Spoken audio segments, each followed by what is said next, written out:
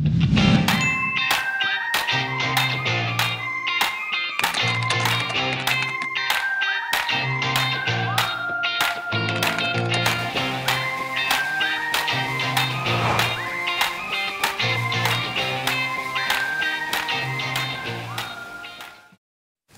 네. 돈을 밝히는 아이가 아니라 돈의 밝은 아이로 네, 키워보시기 바라겠습니다. 우리 애들은 너무 이거 돈 밝힌다는 얘기 좀 하지 맙시다. 돈을 뭐 어느 정도 돈에 대해서 생각을 하고 얘기를 해야지 되는데 네. 애들이 돈 얘기하면 돈 밝힌다고 애들이 돈 얘기하는 거 별로 안 좋아하시죠? 그러니까. 네, 너무 근데 없어요 지금 개념들이 우리 애들이. 네, 좀 교육 좀 시켜야 되겠습니다. 좀. 네. 네, 돈의 밝은 아이로. 돈의 밝은 박병창 이사님 어서 오십시오. 안녕하십니까. 이렇게 썩소를 지으세요.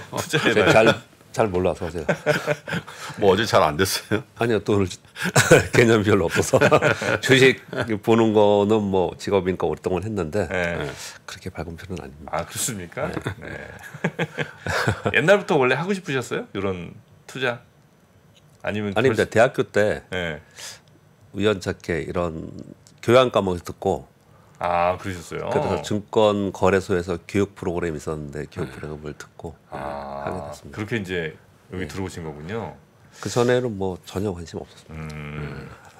우리 어렸을 때는 금융인이 되겠다 이런 생각하는 사람이 아무도 없었던 것 같은데 한 명도. 그죠? 그치. 요즘은 근데 좀 있는 것 같더라고요. 우리 어렸을 때 아빠가 은행 다니는 집이 좀 부자였어. 아빠 뭐 하시노 그러면 은행 그렇지. 네. 그래도 금융인 하겠다, 뭐 은행원 하겠다 이런 사람은 우리 어렸을 때 없었던 것 같은데 요즘은 저희 대학교 다닐 때는 많이 좀 생겼죠. 그렇습니까? 그때 이제 좀 선호되는 연봉이 제일 높았거든요. 연봉이 높으니까. 자, 그러면 이제 시장을 보죠. 미국 마감부터 볼까요? 네, 미국 시장은 혼조로 마감했습니다. 다우는 0.15% 하락, 나스닥은 0.32% 상승, 13,000포인트를 넘어섰습니다. 13,017포인트. S&P 500은 보합 4,205포인트를 마감했습니다. 상승 출발했는데 단기적으로 급등을 했잖아요. 그리고 또 종목들이 일부 종목들은 급등한 종목들이 위에서 매물 처리가 나왔습니다. 그러면서 장중에 다시 이제 하락하다가 후반에 소폭 회복해서 혼조로 마감했습니다. 어제 하락의 이유를 오늘 아침에 뉴스 보시면요. 부채한도 협상이 의회 통과가 쉽지 않다 이렇게 얘기를 하는데 그게 나왔어요? 어제도 뭐 잠깐 말씀을 드렸지만 이것으로 이게 노이즈이지 이것으로 인해서 크게 하락한 것도 없고 이게 통과됐다고 해서 크게 뭐 환호해서 올라가는 것도 아니고 그리고 또 이 얘기도 뭐 많이 올라온 종목들이 좀 위에서 차익 매물이 나와서 그런 거지 이게 이유다라고는 좀 생각하지 않고요. 근데 이거는 그냥 당분간 불확실성으로 계속 있다라고 좀 생각합니다. 차익 매물이 나온 것이 가장 중요한 이유이다 생각을 하고 있고요. 그리고 유가가 급락을 했습니다. 69달러, 70달러 아래 떨어졌는데 4% 하락했는데 오펙 플러스에 감사한 지금 얘기를 하고 있잖아요. 근데 러시아 쪽에서 지금 말을 듣지 않는 것 같습니다. 그래서 불협화음이 지금 이제 나오면서 그래서 유가가 급락했다라고 보시면 될 것 같고요. 엔비디아가 주가 상승으로 시총 1조 달러 돌파하면서 AI 관련주가 상승을 했습니다. 어제 뭐 AI 관련주 중에서 30% 이상 상승한 종목도 발생을 좀 했습니다. 일론 머스크가 중국 방문을 하고 있고요. 신규 투자 논의가 지금 되고 있으면서 테슬라가 4.1% 상승했습니다. 지금 보시면 애플 1% 상승, 엔비디아 거의 3% 상승, 뭐 테슬라 4% 상승, 인텔 3.4% 상승 이렇게 했잖아요. 근데 마이크론은 왜 마이너스? AMD랑 마이크론하고 TSMC 이런 거 좀 빠졌잖아요. 근데 오른 거에 비해서는 좀 덜 빠진 거고요. 지금 시간외에서는 또 강보합 수준이에요. 그러니까 오른 부분에 좀 핵심 종목은 안 빠졌고 그 중에서 따라 올라간 종목은 올라가면서 조금 빠졌고 뭐 그렇게 좀 보시면 될 것 같습니다. 네. 마이크론은 좀 마이너스. 어제 코스피 1% 어제 뭐 분위기 좋게 시작합니다 이런 말씀 좀 드렸잖아요. 그리고 코스닥은 0.98%인데 1%면 아주 센 건 아니죠. 아주 센 건 아니에요. 삼성전자 하이닉스 오른 거 정도 반영했다고 봐야죠. 그 정도 됐습니다. 이거 아마도 2차 전지가 좀 상대적으로 좀 약해서 이런 모습이 좀 나타나는 것 같고요. 그리고 코스닥에는 게임주도 시총이 좀 높아요. 근데 게임주들이 상당히 안 좋았습니다. 그거 좀 이따 말씀드리겠고요. 개인들이 어제 하루에 5,400을 팔았습니다. 하루의 규모로는 엄청난 거죠. 저희 다 뭘 판 거죠? 전기전자 계속 팔고 있고요. 예. 전기전자. 예, 외국인이 사는 거 다 개인이 파는 거구나. 외국인들이 6,751억 순매수 많이 샀죠. 근데 어제 아침에 제가 말씀드리면서 분위기는 좋고 오늘 좀 세게 올라갔으면 좋겠다. 그런 바람입니다라고 말씀을 드렸는데 기관이 팔지 않으면 이런 말씀을 제가 드렸잖아요. 역시나 기관은 팔았습니다. 전 기관 거의 대부분 다 팔았고요. 그래서 상승폭을 좀 줄이는 그런 모습을 나타내는데 아침에 우리가 ETF를 집어넣어서 ETF에서 사는 거는 그거는 기관으로 계산돼요? 그렇습니다. 예. 기관으로 계산돼요? 예. 네, 아침에 갭 상승해서 기관 매도가 나오면서 쭉 이렇게 빠졌었어요. 좀 상승폭을 줄였었습니다. 네. 그런데 외국인들이 끝까지 현선물을 계속 사더라고요. 고맙게도. 그래서 전체적으로는 좀 고맙게도 뉘앙스가 고맙게 땡큐하고 줬다라는 뜻으로 들리는데. 네, 저는 고맙게 생각합니다. 어제 좀 주셨나 봐요.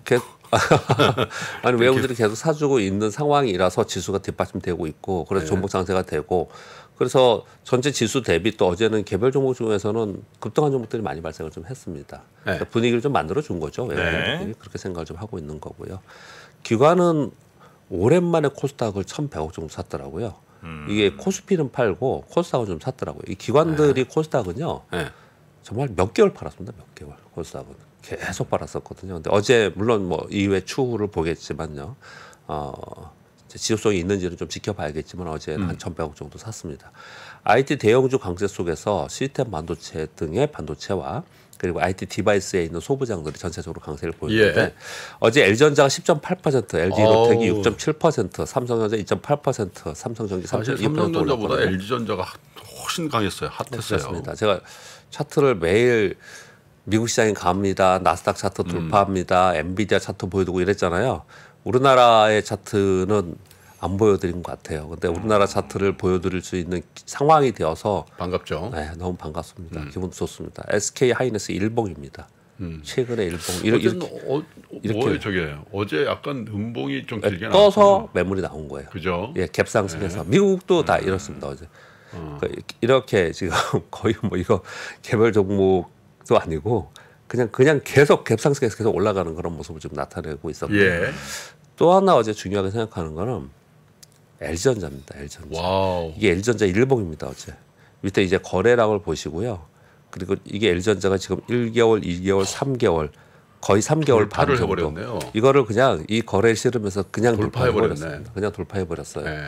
근데 이걸 왜 보여드리냐면요. 개별 종목에 대해서 보여드리는 게 아니고요. LG전자 어제 상승의 이유를 여러 가지를 얘기를 하는데 LG전자는 이제 전장 부품 회사로 변신을 했고 이익이나 이런 효과가 이제 하반기부터 이제 돌아온다. 뭐 이런 얘기들을 쭉 하고 있고요. 뭐 그런 얘기를 하고 있거든요. 그런데 그게 뭐 어제 나온 얘기가 아니잖아요. 이미 다 알고 있는 거잖아요. 알고 있는 거고 기대도 있는 거 그렇지 않습니까? 그런데 뭐 그런 얘기들이 쭉 나오면서 그 외에 뭐 몇 가지 좀 자잘한 뉴스도 있었지만 아무튼 그런 얘기가 주축으로 나오면서 이게 급등을 해버렸어요. 이거는 시장이 그렇게 변화되고 있구나. 시장이 이쪽을 관심을 갖고 있구나. 시장이 여태까지는 똑같은 얘기를 해도 먹히지 않다가 이런 것들이 먹히는 시장으로 바뀌었구나라는 그게 삼성전자 7만 원은 넘어갔기 때문에 맞습니다. 이런 쪽에 분위기가 만들어지고 이게 이런 특별한 재료 없이도 10% 가는 장을 만든다는 거죠. 제가 그 설명을 좀 드리는 거예요. 지금. 그래서 지금 시장을 바라보시고 내 종목을 바라볼 때 지금의 시장 상황이 어떻게 어느 쪽으로 하고 있나 어떤 분위기인가 이 설명을 드리기 위해서 이 말씀을 좀 드립니다. 와닿네요. 같은 내용들이 계속 뉴스가 나오더라도 어떤 장에서는 갑자기 삘 받아서 10%씩 가고 다른 때는 그냥 반영 안 하고 그냥 안 할 때도 간다고요? 있고 그렇습니다. 같은 뉴스라도. 저희 삼성전자가 계속 5만 전자에 머물러 있으면 LG전자가 저렇게 힘 못 쓰거든요. 당연하죠. 그래서 삼성전자와 지수가 어느 정도 갖다 놔야지 그 다음에 우리가 원하는 시장이 되고 내 종목이 올라간다. 이런 얘기를 계속 드리고 있는 겁니다. 오늘 중국의 제조업 및 서비스 PMI가 나오는데요. 이거 관심이 굉장히 많습니다. 지금 요즘에 중국 상해 지수 계속 내려가거든요. 외국인들이 계속 팔고 있습니다. 좀 이따 뉴스에 가져왔는데요. 지금 월가에서 외국인들 중국에 대한 기대감이 계속 떨어지고 있다고 합니다. 그래서 중국의 요즘 올해의 성장률을 바라보면서 중국 시장에 대한 기대감이 있었는데 요즘에 좀 팔고 있거든요. 그래서 지금 그 가장 핵심은 중국의 경기 회복이 지금 생각처럼 빠르지 않다. 이 얘기예요. 그래서 오늘 요 제조업 및 서비스 PMI가 어떻게 나오느냐에 따라서 요건 좀 중요하게 좀 보고 있는 것 같고요. 내가 외국인으로 중국 살려고 하면 한국 사지. 지금 같으면. 네. 근데 만약에 그 LG전자처럼 갑자기 그 생각이 떠나질 않네요. 또 아쉬워? 아니 만약에 그러면 지금은 그럼 다른 기업들도 뉴스 좋은 거 나오면 떠요? 그건 또 아닐 거 아니에요. 아니 저런 권역에 있는 주식 중에 그렇죠. 저런 권역은 뭐예요? 지금 하는 게 전통 AI 전기 관련주 뭐 이런 거지. 자동차, 전차, 운단, 반도체 뭐 이런 것들이잖아. 그러니까 그런 친구들 가운데 뉴스가 나오면 가요 이제? 그렇죠. 어제 지금 뉴스를 가져왔는데 현대차 제네시스에 삼성 디스플레이 OLED 디스플레이 적용한다는 게 우리나라 차에 처음이라고 합니다. 이거 나왔거든요. 근데 삼성 디스플레이에서 발주 시작을 했다고 했어요. 딱 명단 나온다 다 산 것 같습니다. 뭐 어떤 종목이요? 뭐 힘스 뭐 이런 거. 그 관련주들, OLED 관련주들. 사실 제네시스에 그 OLED 들어가봐야 그 많은 건 아닐 텐데. 그렇죠. 뭐 판매 대수 자체가 뭐. 지금 시장 지금 말씀 주신 거에 답변을 제가 드리고 있는 거예요. 그러니까 옛날 같으면 먹지도 않는 재료인데. 거기 이제 먹힌다 이거죠. 그러니까 이제 어제 우리 김한진 박사님하고 그런 말씀 나누시는 걸 제가 가다가 들었는데 시장이 있잖아요. 이론적으로 갖고 있거나 경기 상황이나 아니면 우리가 이론적으로 생각하는 거하고 시장에서 반영하고 시장에서 움직이는 것하고는 시차가 있거나 아니면 반영의 강도가 다르거나 이게 굉장히 좀 달라요. 그 시장의 안의 메커니즘이라는 게 분명히 있어요. 그 이제 연결시키는 것이 굉장히 중요한 작업 중에 하나예요. 그 우리는 어차피 똑같잖아요. 그러니까 저 같은 개인 투자자들은 그렇게 반응 안 할 거 아니에요. 근데 그러면 그 무슨 주포나 뭐 이런 사람들이 야 뉴스 떴다 빵 이렇게 하면 이제 샥 하고 뭐 이러는 거예요. 그 메커니즘이 어떻게 되는 거예요? 누군가 하면 매수세가 강한 매수가 들어와야겠죠. 그럼 이제 야 저거다 하고 막 가는 거고. 그럼 또 주식시장이 원래 그런 썰림이 있는 거죠. 어렵습니다. 계속해서 좀 그리고 볼까요? 네. 오늘 오늘 5월 말일입니다. MSCI 분기 리밸런싱 있어요. 그래서 오늘 그 대량 거래가 좀 있을 겁니다. 마지막에. 그래서 거래가 좀 있을 거라고 생각하시면 될 것 같고요. 부채한도 협상 불확실성은 이제 제한적 영향인 가운데 6월 FOMC 회의로 관심이 이동되고 있습니다. 나스닥이 단기 급등했고요. 엔비디아 등 일부 종목의 쏠림을 지금 우려하고 있습니다. 이 얘기가 어제부터 나오고 있어요. 아까 말씀 주신 것처럼 캐시우드가 엔비디아 다 팔고 이렇게 급등하니까 이거 고평가다 이런 얘기를 지금 하고 있는 거거든요. 그래서 그런 얘기들 지금 막 나오고 있는 상황이기 때문에 이제 차익 매물이 조금씩 나오고 있어요. 그러니까 이제 단기 조정은 좀 있지 않을까라고 생각을 하고 그리고 FOMC 회의 관망 왜냐하면 금리 인상이 지금 이제 확률이 올라가고 있기 때문에 이걸 관망하는 가운데 그냥 종목별로 움직이는 그런 생각이 좀 들고요. 우리나라는 외국인들이 전기전자에 지속 매수하는 것은 이제 긍정적으로 볼 수가 있겠죠. 이것이 좀 전에 말씀드린 것처럼 지수 안정이 돼요. 그러면 종목 상세 섹터 순환이 된다라는 거죠. 그래서 제가 이거 얼마 전부터 계속 이거 말씀드리나 자꾸 까먹고 있는데 ETF 중에 이런 거 있잖아요. 지금 말씀 주신 것처럼 내가 그거 뭔지 몰라. 근데 지금 보니까 전기차래 아니면 자율주행이래 아니면 반도체래. 그러면 지금 보면요. 반도체 그 종목들을 가지고 왜 보면 ETF들은 보유 종목들이 구성 종목에 나와 있거든요. 그런 ETF를 2개 내지 3개를 가지고 있으면 저는 요즘에 어떻게 얘기하냐면요. 가장 최근에 나온 그건 이제 광고가 되니까 그 설명을 드리지 않겠습니다. 가장 최근에 나온 ETF 2개가 하나는 2차 전지이고요. 하나는 반도체 소부장이에요. 저는 그냥 그 2개 갖고 있으면 될 거라고 생각이 들어요. 비중 조정만 왜냐면 2차 전지 좀 조정 많이 보였잖아요. 이거 반도 줄 거란 말이에요. 그러니까 얘하고 얘가 장막판에 반등 나왔어요. 얘가 빠질 때 반도체 지금 요즘 많이 오르거든요. 그러니까 비중을 그냥 비중 조절 좀 해가면서 얘 2개 갖고 있으면 우산 장사, 소금 장사. 근데 비중 조절 좀 해야겠죠. 꼭 그렇지는 않죠. 왜냐하면 2개가 같이 지금 시장에 대세니까. 2개 같이 오는 날은 많지 않던데 근데. 많지 않죠. 많지 어쨌든 않죠. 둘 중에 하나가 오르는 거죠 계속. 그러면서 결국은 올라가요. 저점은 계속 올라가고 있거든요. 그런 투자도 좋은 방법이다. 지금 상황에서는 뭐 그런 생각을 좀 들고 있습니다. 그러고 보니까 그거에 딱 정프로가 지금 맞게 가고 있는 것 같습니다. 그러니까 반도체, 2차 전지. 반도체도 들어왔어? 반도체는 예전부터 있었잖아요. 장비. 장비. 네. 이오? 이오. 안 보냈어? 이오 있을걸요 아직? 넘어가세요. 네. 중국 얘기를 세 가지 하겠습니다. 네. 다음 근데 분이 중국 얘기하십니까? 저 짧게 반도체. 반도체인가? 네.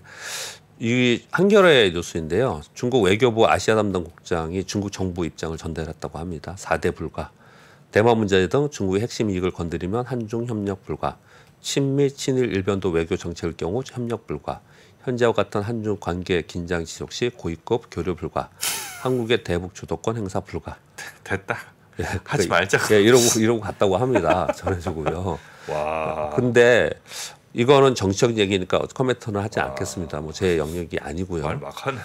예. 근데 중국의 한학령 조지 한한령 게임주가 폭락하고 게임주 있어요. 폭락하고 있습니다 지금. 쟤네들 저 판호 열 때 내가 볼 때 그때 약간 좀 그러셨던 것 같은데. 지난번에 G7 정상회의 이후에 다음은 이미 차단되어 있고 네이버 차단한다 이런 얘기 있었잖아요. 그리고 나서 게임주가 완전 폭락하고 있어요. 그래서 이거는 뭐 정치 얘기하면 막 서로 막 의견이 다르잖아요. 그걸 떠나서 주시장 안에서 주시장을 바라볼 때 이런 영향으로 인해서 어떤 거는 좀 수혜이고 어떤 거 피해이고 그런데 이 중국 관련해 가지고 피해를 입는 섹터들이 상당히 지금 많이 나타나고 있어요. 그런 부분들 때문에 전해드렸고요. 네. 그 가운데 아까 말씀드렸듯이 중국 자체적으로도 경기 회복이 지금 둔화되면서 그리고 또 미중 갈등이 심화되는 이런 부분들 때문에 월가에서 중국의 기대가 감소되고 5월에 대규모 매도하면서 중국 증시는 좀 약세를 보이고 있다. 그것까지 전해드리겠습니다. 그리고 자동차 섹터 피크아웃이라는 요즘에 얘기들 돌아다니는 거 여러분 보셨어요 혹시요? 어제 저 자동차 좀 약했죠. 예, 이거가 장은 강했는데. 예, 이게 지난주 후반부터 돌아다니고 있습니다. 이번에 자동차 섹터 실적 굉장히 좋게 나오면서 자동차뿐이 없다 계속 그랬었던 거지 않습니까? 완성차 얘기하는 겁니다. 전기차나 배터리 얘기하는 게 아니고. 근데 이게 이제 돌아다니는 게 뭐냐면은 이번 이익이 피크아웃이 아니야. 근데 반대쪽에서는 아니다. 상향된 이익이 기대된다. 이런 얘기를 하는 거거든요. 그 내용들을 잠깐 좀 읽어드리면 수요 전망에서 팬데믹 공급망 정상화와 대기 수요가 소진되면서 수요가 증가한 것이다. 근데 이게 어느 정도 소진되고 나서는 그리고 나서 가수요, 더 많은 수요는 좀 떨어질 가능성이 되게 높다. 이 타당성이 있는 얘기를 좀 하잖아요. 이런 얘기들이요. 그리고 지금 미국의 수요가 굉장히 좋은데 유럽은 좋지 않다. 유럽의 수요 회복을 지켜봐야 된다. 그렇게 얘기를 하고 있고요. 그리고 이익 전망에서는 경기 둔화와 소비 심리 위축으로 인해서 하반기 둔화 전망이다. 그러면은 당연히 수요는 좀 줄지 않겠냐. 그렇게 얘기를 좀 하고 있는 상황이에요. 그래서 양쪽의 의견들이 이건 전부 다 있는데요. 근데 그 중에서 그래도 좀 내가 이쪽 섹터에서 하고 있다라고 한다면 전동화로 전환하는 완성차의 핵심 밴더인 부품주를 좀 보자. 이렇게 얘기를 좀 하고 있고 그리고 좀 부정적으로 보는 피크아웃 쪽에서 보는 쪽에서도요. 중장기적으로는 굉장히 긍정적으로 글은 써놨어요. 그런데 최근에 이런 얘기가 나오면서 조금 수급이 수요가 좀 둔화되고 있다. 매수세가 좀 둔화되고 있다. 이런 부분도 전해드립니다. 네. 좀 전에 말씀드린 그 삼성과 현대차 협력 한다는 내용이 있잖아요. 그래서 이 관련된 종목들, OLED 디스플레이 관련된 종목들이 요즘에 또 다시 한번 또 움직입니다. 사실 이 OLED 디스플레이 쪽은 이번에만 올라간 게 아니고요. 사실 올해 굉장히 좋은 편이에요. 이쪽 그렇게 좀 보시면 될 것 같고요. 6번째 마지막으로는요. 6월 9일 날 적용되는 코스피 200, 코스닥 150 구성 종목 정기 변경이 있죠. 이게 이제 신규 편입 종목은 패시브 자금이 유입된다는 기대감이 있었던 거잖아요. 그동안에 사실 이거 긍정적으로 많이 생각을 했었어요. 근데 이제 공매도가 있잖아요. 그래서 양쪽 다를 지금 걱정도 있고 기대도 있고 이제 이런 상황이거든요. 그런데 이거 가져온 이유는 뭐냐면요. 정말 외국인들 대단하구나라는 생각이 들어요. 왜? 다음 표를 볼게요. 이번 코스피 200 그리고 코스닥 150의 신규 편입 종목의 대차 잔고가 정말 어마어마하게 증가했습니다. 대차 잔고라는 게 주식을 빌려간 거예요. 치려고 하는. 예. 이게 공매도로 다 나오진 않습니다. 그건 다 여러분 다 아시죠. 대차 잔고가 지금은 공매도 안 되잖아요. 지금 6월 9일 전이니까. 이미 빌려간 거예요. 그러니까요. 그러니까 빌리기만 해놨다는 거죠. 예, 예. 공매도 대기 정도로 생각하면 돼요? 대기 가능성이 있는 거죠. 예, 대차 잔고는. 예. 보시면 뭐 금양 59만인데 400만, 코스모 62만인데 131만. 일주일 새에. 예. 보시면 나 진짜 대단합니다. 이게 레인보우 로보틱스 14,000에서 28만. 어마어마하게 지금 대차 잔고 늘고 있다라는 거예요. 근데 이게 이 대차 종목을 이게 빌려가잖아요. 빌려가는 날로서부터 계속 이자를 내야 되는 겁니다. 이게요. 이자를 nem에도 불구하고 이렇게 이미 빌려갔다라는 거예요. 그럼 그 이자 이상의 수익을 내가 거두지 않으면 좀 애매한. 이자는 근데 일할 계산이기 때문에 네. 그 뭐 사실 큰 것도 아니에요. 종목별로 조금 다르긴 하고요. 종목이 그 여러분 보시면 참고로 좀 말씀드리면 예전에 CFD도 그랬는데 이게 종목이 막 더블로 그냥 10,000원짜리 20,000원 가고 그러잖아요. 그러면 그 종목을 이제 공매도 시려는 외국인들이 막 빌려달라고 해요. 그러면 어떤 거는 막 이자가 20% 막 이런 것도 있어요. 2%? 20% 막 이런 것도 있습니다. 굉장히 높은데도 빌려가고 그러거든요. 나 빌려주면 안 돼요? 예? 저도 빌려주면 안 돼요? 그러면 안 되죠. 공매도 아니 그 빌려 그 사람은 어쨌든 어디선가 빌려서 팔 거 아니에요. 예, 맞습니다. 아 그래서 옛날에 그 증권회사 저 HTS 열면 예. 그거 누르라고 계속 했잖아. 네, 그래서 자기도 모르게 자기 종목 막 빌려주고 네. 했다니까. 모르게 할 수는 없고요. 근데 빌려줬습니다. 아니 자기도 모르게는 자기가 아니고. 눌렀으면. 근데 그거 수수료를 좀 줘요. 네, 맞습니다. 그러니까 그 이자 받은. 근데 개인한테 많이 안 주겠죠. 아 그래요? 아 근데 그거보다도 이 일주일 사이에 이렇게 대차 정보가 이자를 주면서까지 늘었다는 걸 보면은 정말 이 공매도를 전무대로 하는 그 세력 뭐라고 표현할까요? 그 집단이 어마어마하구나. 자금력도 그렇고 힘도 그렇게 좀 느껴져서 네네. 한번 가져왔습니다. 그 얘기. 대차장고. 진짜 문제다 이런 생각도 또 한편으로 들어요. 네. 코스닥 150, 코스피 200에. 신규 편입 종목에 들어가기 싫겠네. 여기 좀 이제 좀 옛날엔 저게 목표였는데. 여기 들어갔다 나온 종목들 있잖아요. 네. 올라? 매수가 엄청납니다 지금 외국 매수가. 예. 상환해야 되니까. 상환해야 되니까. 아니 근데 저기 있다가 나오면은 네. 그때 당시 공매도 포지션은 정리를 해야 돼요? 앞으로 정리하는 거죠 그냥. 더 못하는 신규가 안 거지. 되니까? 예예예. 그러면 지수 탈락 호재 종목 이렇게 되겠네. 근데 그러니. 그럼 또 뭐야 이 무슨 패시브 자금? 네, 패시브 자금은 안 들어올 거 아니에요. 패시브 자금이 뭐 저 종목 다 하는 건 아니니까 또. 맞습니다. 알겠습니다. 하여튼 그런 지수 변경 관련 지수 변경이 아니죠. 저 지수에 들어가는 편입 종목들 잘 한번 또 판단해 보시고요. 네. 오늘은 여기서 박병창 이사님 보내드리겠습니다. 내일 뵙겠습니다. 감사합니다. 감사합니다. 시간이 흘러도 변하지 않는 여러 가지 원칙과 사고 체계는 존재하거든요. 대가들의 사고 체계, 투자 기법이 아니라 생각의 방법. 그런 거를 분해를 해서 재구성을 해서 하나의 어떤 틀로 조합을 하는 과정이 필요한 것 같다. 라쿤 자산운용 홍진채 대표의 거인의 어깨 19년간 초과 수익을 달성한 그가 어떻게 주식 대가들의 투자법을 활용했는지 이 책에서 최초로 공개합니다. 대가들의 검증된 투자법을 여러분의 눈으로 직접 확인하시죠.